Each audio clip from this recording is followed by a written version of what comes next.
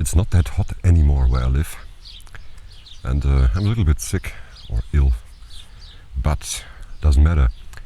I wanted to show you the Sigma 60mm 1.4 for APS-C, 60mm 1.4 DCDN, blah blah blah. So this is an APS-C lens only, and I bought this lens when I bought the A6700. I think we should have a closer look on what this lens can give us, shall we?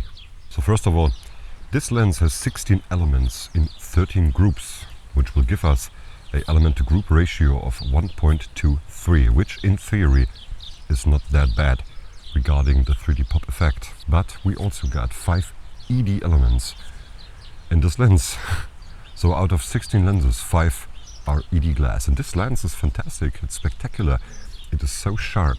It is so good. The autofocus is so fast and smooth, and well, it fits pretty good with the A6700, and that's the camera recording me right now with a Zeiss Batis 25. But since we have a lot of ED glass and a high element count in general, this lens will not give us any pop whatsoever, at least not when I tried it out. I have it about a year now, and this lens, well, it's amazing. It's so fast, it's so sharp, it's so reliable. It's a very good lens, but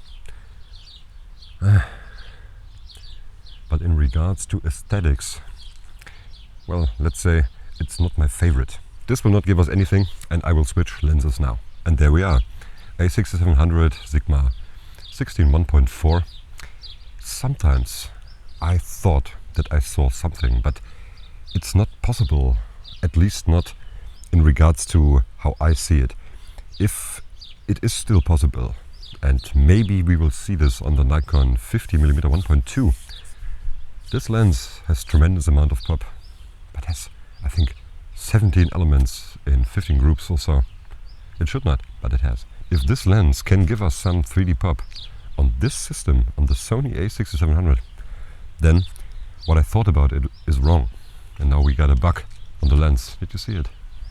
No. So then it was wrong, because in my opinion, this effect is not just produced by the lens, low element count or no correction. In my opinion, this effect is brought to us by the size of the sensor. So, but there are some situations where a smaller sensor like APS-C on the Fuji X-T3 with a pixel pitch ratio of 3.79, I think. This camera, by the way, has 3.69. But there are poppy lenses for Fuji, so it's not the sensor size, right? I don't know. I really do not know what exactly it is about this. Maybe it does not even exist, but it exists, because I saw it when I shot film or medium format film. I saw this effect, and of course it is there. So right now my microphone cable is extended to its maximum. We're about, well, maybe 1.5 meters away from the camera, so that we will not get a distorted image. Well, at least at best. So we got the Sigma 60mm. Do you see something? This is not a bad scenery to test this out, right? So, me personally, I do not believe that there is any. At least not on the Sony A6700, because this sensor is somewhat like the sensor of the D7000. The D7000 is a very good camera, and so is the A6700. It's a pretty good camera. But there's something about the sensor, and it cannot be just the pixel pitch, because the Fuji sensor has almost the exact same pixel pitch ratio. It has to be how the sensor is built. I have no idea. We will find out together.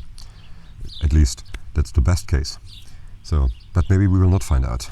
Right now, I'm pretty sure that the size of the sensor does play a role. The lens, of course, contributes to that. But even on medium format is a different look, and maybe it suggests 3D pop, but it isn't actually 3D pop. You can achieve this look with the Brenner method. The Brenner method, maybe I will make a video about that. There you can have the look of a very large sensor. And this is kind of like the medium format look, at least in my opinion. But for this lens, it's pretty good. I can come closer to this lens like a dog, and the autofocus is pretty good. It locks onto you. I detect pretty good. So you cannot go wrong with this lens, but it is flat, in my opinion. It cannot produce a nice true-to-life image. But do we even need it? I want to have it. It's a luxurious product, so to say, to have this effect. But if you really need a fast lens and a reliable lens, you cannot go wrong with this. Mosquito. Because if you miss the shot, it doesn't matter if it has 3D pop, does it? But I think we will test some lenses out that should, in theory, give a large amount of pop. I made a table about this, and I sorted these lenses by element to group ratio and dispersion.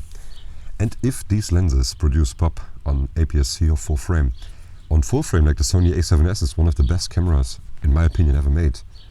It has a large pixel pitch of 8.77, I believe, or 8.4 or something like that, don't quote me. This camera is so nice, the image it produces is fantastic. With the Zeiss Batis, it's perfect. But there are situations where a lens like the Viltrox 85mm 1.8, it should not give pop, but it did on the Sony. And this lens on a flat sensor, I do not believe that we see any.